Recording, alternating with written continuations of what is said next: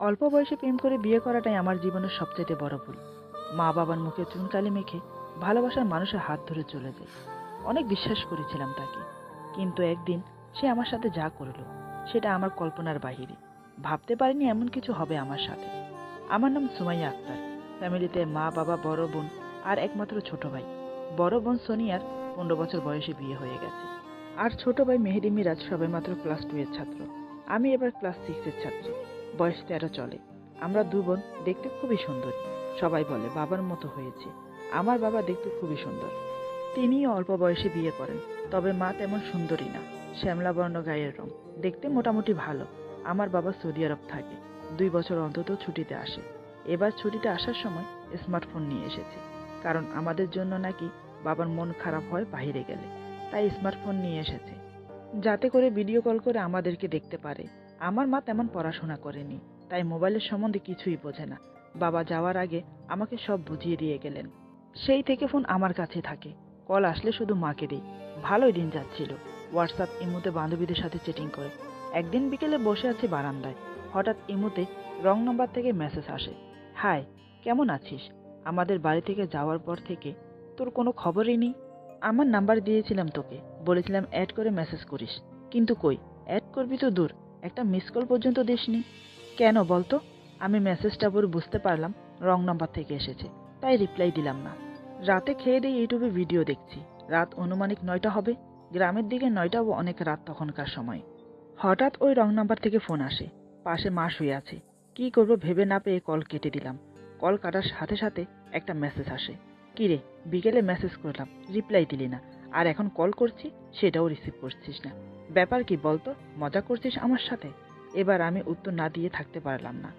Sorry, wrong number, ভুল জায়গায় message পাঠিয়েছি। আমার মেসেজ পড়ে অপর প্রান্ত থেকে রিপ্লাই আসে। সরি, কিছু মনে করবেন না, মনে হয় আমাকে নাম্বার ভুল দেওয়া হয়েছে, তাই আপনার কাছে মেসেজ চলে গেছে। কিছু মনে না করলে জানতে পারি আপনি কোত্থেকে বলছেন? আমি বলি, এটা কুমিল্লা। আপনি কোত্থেকে বলছেন? অপর প্রান্ত থেকে মেসেজ, আমিও কুমিল্লা থেকে বলছি। আপনাদের গ্রামের নাম কি? আমি বললাম, অষ্টগ্রাম। আপনার কোথায়? অপর প্রান্তের রিপ্লাই, আমি অষ্টগ্রাম থেকে বলছি। গ্রাম সরকার শফিক মিয়াদের বাড়ি। আপনি চেনেন? আর আপনার বাড়ির নাম কি? আমি বলি, গ্রাম সরকার শফিক মিয়া আমার বড় আব্বু হয়। আমার বাড়ির নাম মিয়াজি বাড়ি। অপর প্রান্তের আগন্তুক এতক্ষণ অবাক হয়ে গেল। রং নম্বরে পরিচয়, অথচ দুজনে একই গ্রামের। আমি বলি, আপনার নাম কি? অপর প্রান্তের রিপ্লাই, আমার নাম মোহাম্মদ ইসমাইল হাসান। আপনার নাম কি? আমি বলি, আমার নাম সুমাইয়া আক্তার। ইসমাইল বলে, আপনার সাথে পরিচয় হয়ে খুব ভালো লাগলো। আপনি কি পড়াশোনা করেন? আমি বলি, জি। আপনি? ইসমাইল বলে, এবার এসএসসি কমপ্লিট করেছি। আপনি কোন ক্লাসে পড়ছেন? আমি বলি, আমি ক্লাস 6-এ পড়ি। ইসমাইল বলে, ভালো। বাড়িতে কে কে আছে?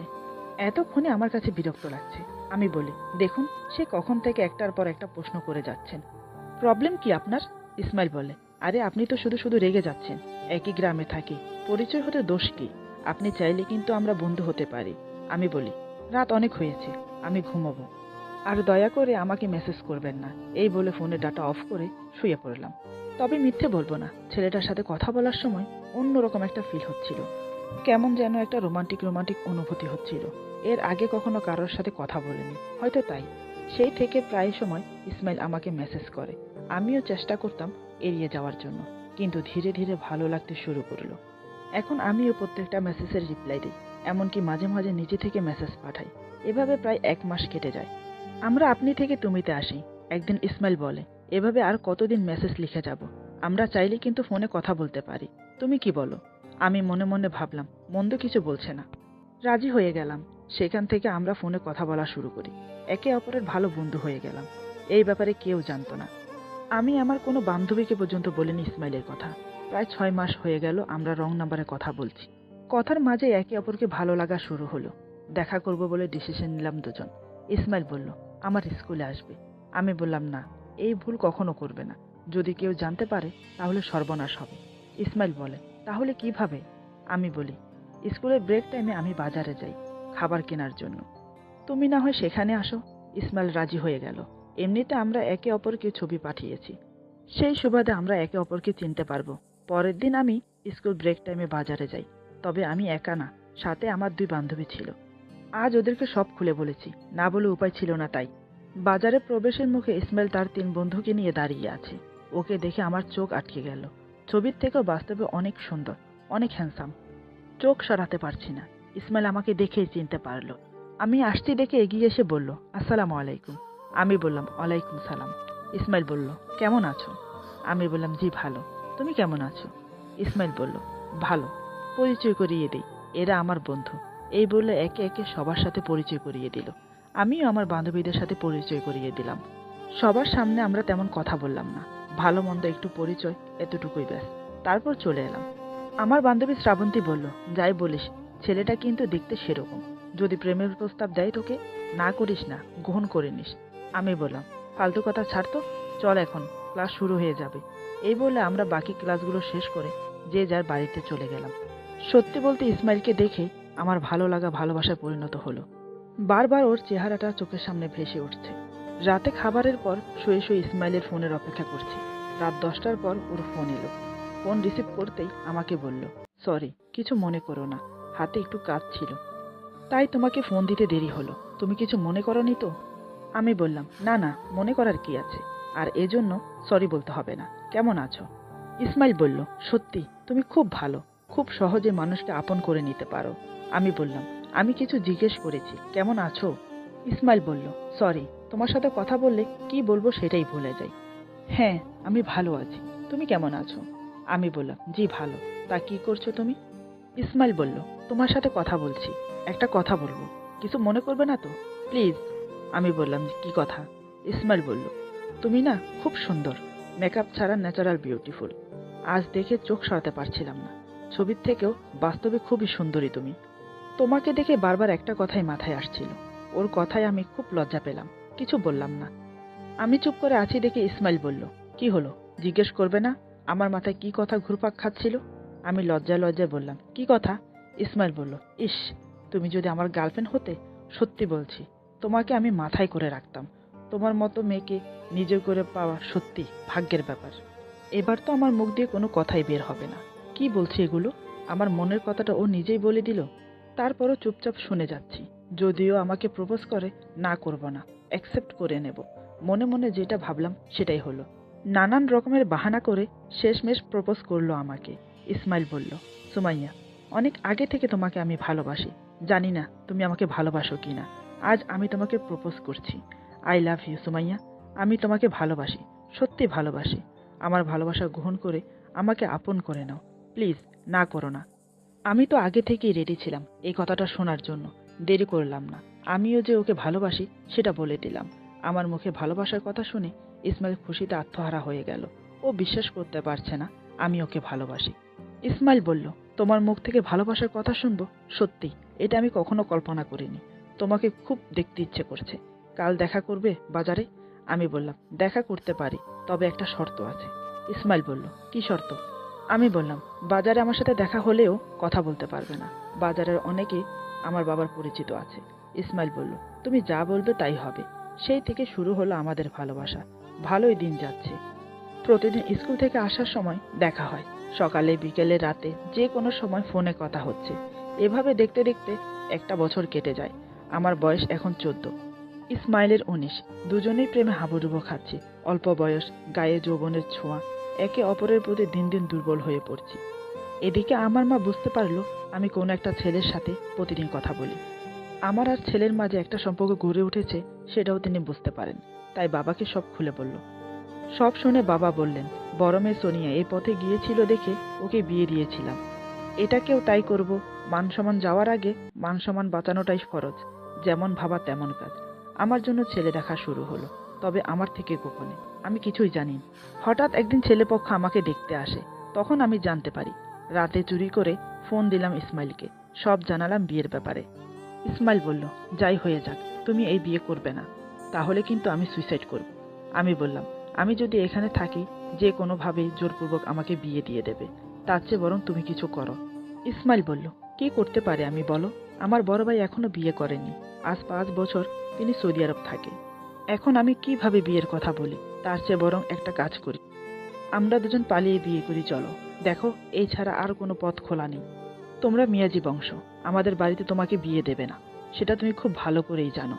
এখন তোমার উপর ডিপেন্ড করছে।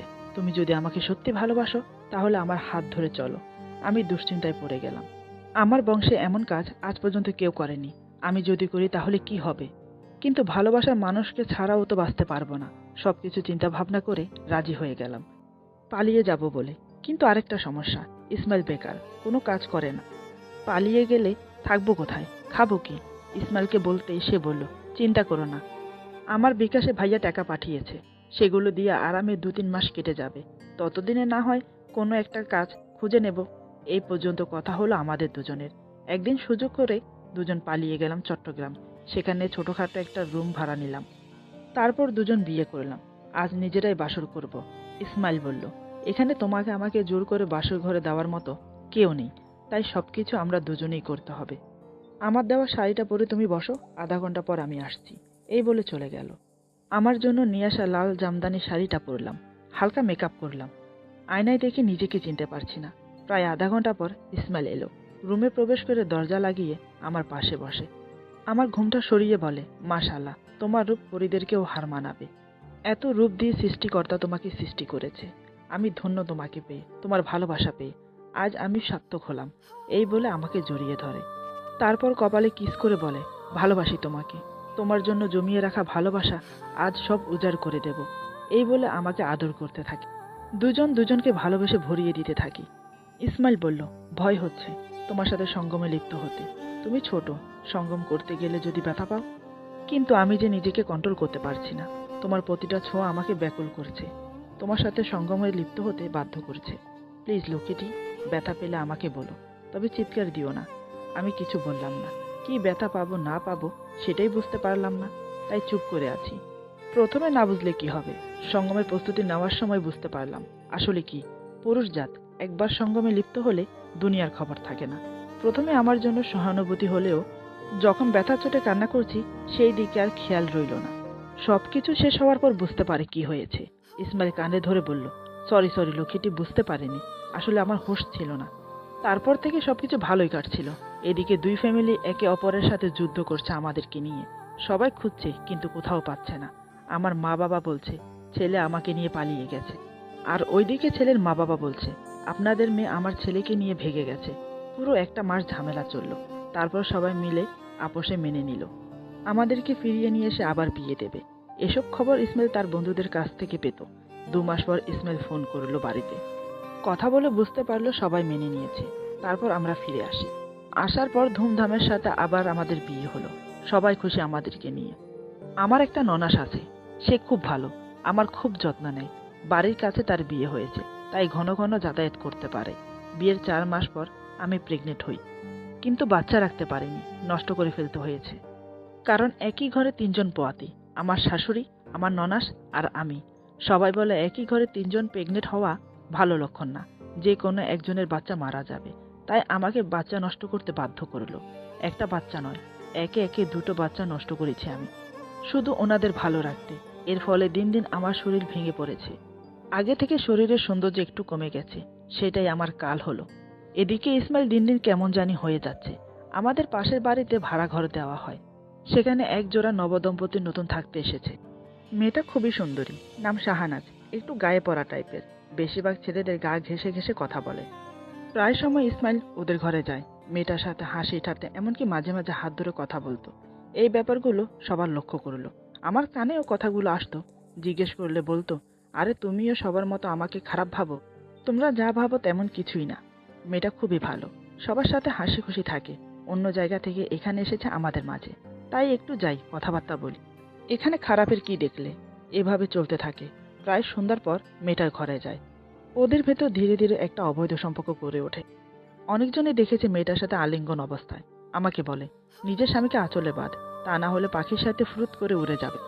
এদিকে আমার শাশুড়ি আর ননাসের ডেলিভারি হলো। দুজনের ঘরে মেয়ে জন্মেছে, সবাই খুশি। তার 1 মাস পর আমি প্রেগনেন্ট হই। কিন্তু ততদিনে ইসমাইল ওই মেয়েটার সাথে গভীর সম্পর্কে জড়িয়ে গেছে। আমার দিকে কোনো খেয়ালই নেই ওর। সব সময় ওই মেয়ের চিন্তাধারা মাথায় থাকে। আমার শ্বশুর শাশুড়ি সবাই ওকে খুব বকে, কিন্তু কোনো লাভ হয় না। অনেক চেষ্টা করেও নিজের করতে পারছি না। এই আমি কোন ইসমাইলকে দেখছি? যে ইসমাইল আমার জন্য পাগল ছিল, সে এখন আমাকে ভালোবাসে না। নিজের মা বাবাকেও কিছু বলতে পারবো না। দুঃখে কষ্টে দিন যাচ্ছে আমার। ইসমাইল সন্ধ্যা থেকে রাত 12টা পর্যন্ত ওই মেয়ের সাথে থাকে। 12টা পর ওর স্বামী কাজ থেকে ফিরে। এভাবে চলতে থাকে। আমি এখন 8 মাসের প্রেগনেন্ট। একটা মেয়ে প্রেগনেন্ট হলে কত যে কষ্ট সেটা শুধু সেই বোঝে। খেতে, চলতে, ফিরতে, শুতে, বসতে কত সমস্যা সেটা বলে বোঝানো যায় না। এই সময় নিজের স্বামী কাছে থাকা খুব প্রয়োজন। কিন্তু আমার কি দুর্ভাগ্য, আমার স্বামী আমার খেয়াল না রেখে বাইরে মেয়ের সাথে ফুর্তি করছে। হাড়ে হাড়ে টের পাচ্ছি প্রেম করে বিয়ে করাটা কত বড় ভুল। অল্প বয়সে নিজের জীবনটা নষ্ট করে দিলাম নিজের হাতে। আজ যদি পড়াশোনা করতাম তাহলে কত ভালো না হতো, দিন কত ভালো যেত। বুঝতে না পেরে আবেগের বশে ভুলটা করেছি, কিন্তু এই ভুলটার সাজা আমাকে সারা জীবন বয়ে নিতে হবে। জানি না কপালে কি আছে সামনে।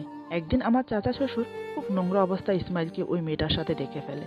উনি রাগ সামালতে না পেরে সবাইকে ডেকে নিয়ে এসে খুব মারলো ইসমাইলকে। পুরো 1 সপ্তাহ বিছানা থেকে উঠতে পারেনি। আমি সেবা যত্ন করে সুস্থ করলাম ওকে। নিজের ভুল বুঝতে পারলো, আমার হাত পা ধরে ক্ষমা চাইলো। আমার শাশুড়ি বলল, ও যখন নিজের ভুল বুঝতে পেরেছে, মা ওকে ক্ষমা করে দে। কি করব, সবাই বলছে যখন, তাই ক্ষমা করে দিলাম। শুধু ইসমাইলকে মেরেছে এমনটা কিন্তু নয়, ওই মেয়েটাকেও 2টো থাপ্পড় মারে এবং সবার সামনে অপমান করেছে। এখানে এসেছে 1 বছর হয়েছে। এই 1 বছর শুধু ইসমাইলকে না, আরো অনেক ছেলেকে নিজের বশ করে রেখেছে। মেয়েটাকে সবার সামনে থাপ্পড় এবং অপমান করার কারণে ওদের রাগ গিয়ে পড়ল ইসমাইলের উপর। এই ব্যাপারে আমরা কেউ জানতাম না। ইসমাইল নিজের ভুল বুঝতে পেরে দূরে কোথাও কাজে যাবে বলে সিদ্ধান্ত নিল। আমার শ্বশুর কুমিল্লা ক্যান্টনমেন্ট ওর জন্য কাজ দেখল।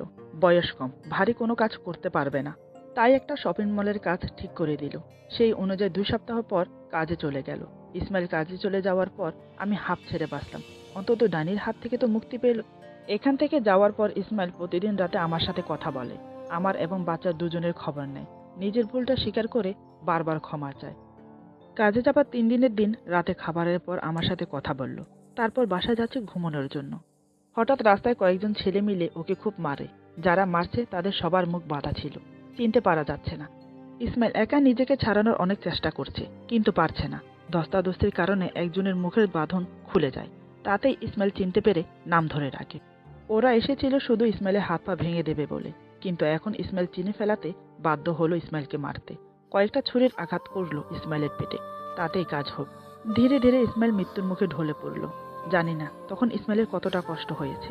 হয়তো সে মনে মনে নিজের মা বাবাকে, এমনকি আমাকেও দেখতে চেয়েছিল। এমনকি হয়তো একটু পানির জন্য চিৎকার করে কাকুতে মিনতি করেছিল। কতটা না কষ্ট হয়েছিল আমাদের সবাইকে ছেড়ে যেতে না ফেরার দেশে। রাত 8টা বাজে আমার সাথে কথা হয়েছিল। 9টার দিকে ফোন আসা আবার। ফোনটা রিসিভ করতে ইসমাইলের মৃত্যুর খবরটা পেলাম। সাথে সাথে আমি অজ্ঞান হয়ে যাই। আমার শাশুড়ি তৎক্ষণাৎ ধরে ফেলে। আমার শ্বশুর ফোনটা কুড়িয়ে নিয়ে কথা বলে।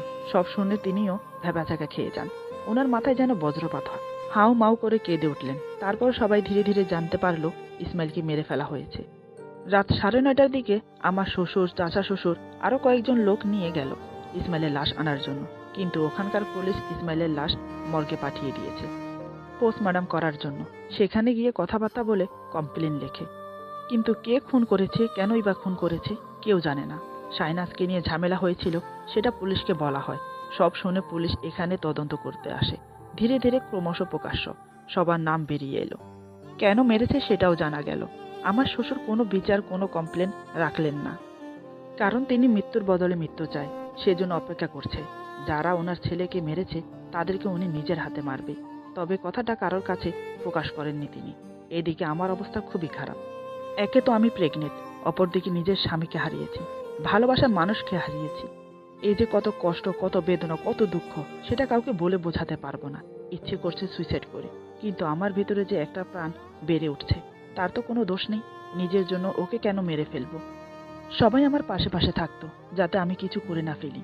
এমনিতেও সবাই আমাকে ভালোবাসতো, কারণ একে তো আমি বয়সে ছোট। কেউ কিছু বললে মুখে মুখে উত্তর করি না, চুপচাপ থাকি। সব সময় হাসি খুশি থাকি, শ্বশুর শাশুড়ির সেবা করি, তাই আমি সবার চোখের মণি। এদিকে বাবা জিদ ধরলো আমাকে বাড়িতে নিয়ে যাওয়ার জন্য। এখানে আমার সমস্যা হবে তাই।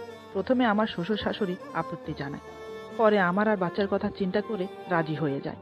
এখানে আসার পর থেকে সবাই আমার খেয়াল রাখছে, কিন্তু আমার ভেতরের কষ্টটা কেউ দেখছে না। রাতে ঘুমোতে পারি না আমি ইসমাইলের কথা ভেবে। দাফনের আগে ওর চেহারা আমি দেখেছি, আমি কোনোভাবেই ভুলতে পারছি না ওকে। ভালোবাসা এত সহজে ভোলা যায় না, স্বামীর ভালোবাসা এত সহজে ভোলা যায় না। প্রতিটা মুহূর্তে, প্রতিটা ক্ষণে ক্ষণে মনে পড়ে একসাথে থাকা স্মৃতিগুলো, একে অপরকে জুড়ে থাকা সেই মুহূর্তগুলো। দুঃখে কষ্টে আরো 2 মাস কেটে গেল। আজ আমার ডেলিভারি হলো। আমার একটা মেয়ে হয়েছে। দেখতেও অবিকল ইসমাইলের মতো। মেয়েটাকে নিয়ে নিজের বাপের বাড়িতে থাকা শুরু করলাম। কিন্তু আমার শাশুড়ি চায় না আমি আমার বাপের বাড়িতে থাকি। ওনারা চায় আমি ওনাদের বাড়িতে থাকি। আমার বাবা বললেন আমাকে আবার বিয়ে দেবে। এখন আপনারাই বলুন আমি কি করব? 14 বছর বয়সে বিয়ে, 16 বছর বয়সে বাচ্চা। স্বামী হারার দুঃখটাও কাটিয়ে উঠতে পারিনি। এরপর আমার জীবনে কি ঘটলো জানতে হলে কমেন্টে জানান। এটি একটি বাস্তব ঘটনা। এই ঘটনাটি আমার এক নিকট আত্মীয়র সাথে ঘটেছে। ঘটনাটা মর্মান্তিক ছিল। এত অল্প বয়সে এত বড় ধাক্কা সত্যি ভাবা যায় না। এই ভুল কেউ করবেন না। স্কুল জীবনের প্রেম হলো মোহ, ক্ষণিকের ভালোবাসা। এই ভালোবাসা মানুষের সাথে সাথে রং বদলায়। অল্প বয়সে প্রেম করে নিজের লাইফ নষ্ট করবেন না। পরিচয় অ্যাড্রেস গোপন রাখা হয়েছে। আশা করি গল্পটি আপনাদের ভালো লাগবে। যদি ভালো লাগে তাহলে লাইক, কমেন্ট এবং সাবস্ক্রাইব করে আমাদের পাশে থাকুন। পাশে থাকা বেল আইকন প্রেস করে দেবেন, তাহলে আমাদের নিত্য নতুন ভিডিও আপনাদের কাছে পৌঁছে যাবে।